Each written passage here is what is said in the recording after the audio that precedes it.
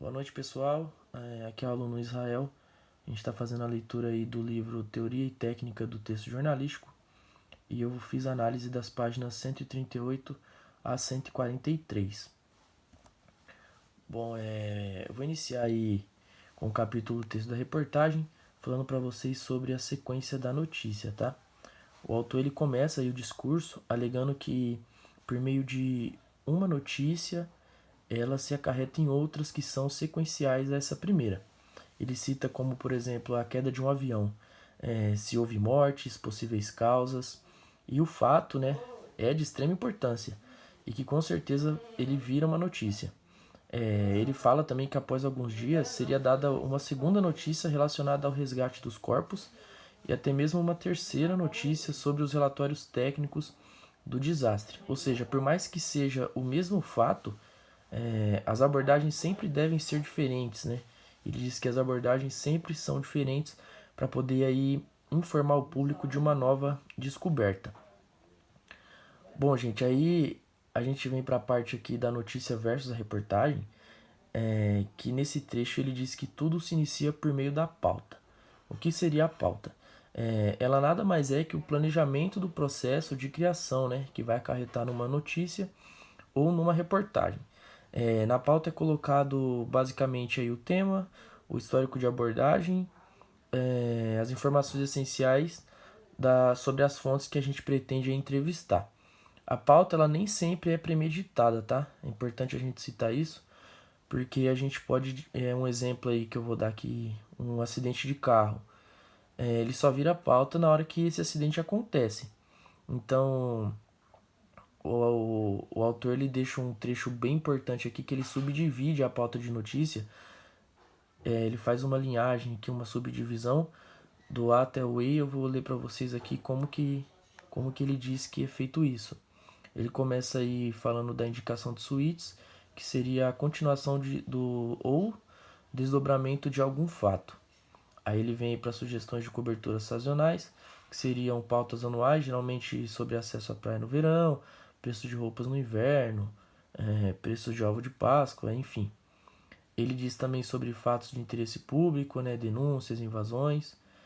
Ele fala um pouco da repetição de notícias que foram produzidas em outros meios, mas são assuntos que geraram bons resultados, né? E por fim ele vem com os eventos inesperados, eventos que chegam aí até a redação imediatos, né, por meio de denúncia, enfim. Ele ele fala também que as pautas para reportagens são mais complexas, né?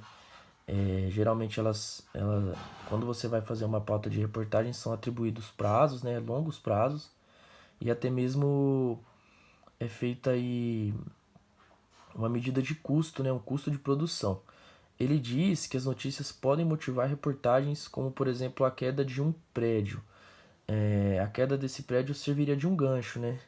O gancho seria uma forma aí de ligar algo.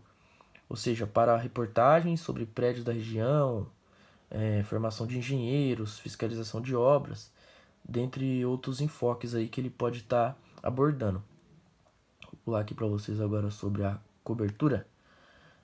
Bom, ele diz que para ser feita uma cobertura jornalística, o repórter deve apurar, né? Então, ele deve apurar as informações, é feita uma divisão de acontecimentos com os principais fatos aí, a repercussão, antecedentes, personagens e situação geográfica. Daí esse material é entregue aí para um redator.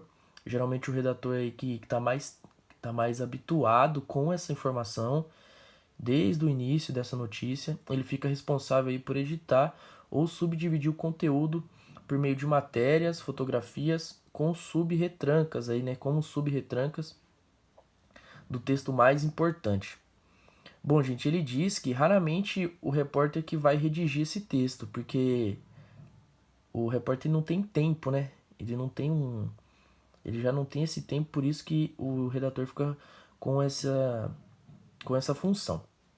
Ele também diz que durante uma cobertura há muitas cobranças, por isso que eu coloquei aí o prazo versus capricho, que acaba aí prejudicando na qualidade da apuração. A gente tem um exemplo aí do ataque às Torres Gêmeas, né? Isso é o que o autor diz também.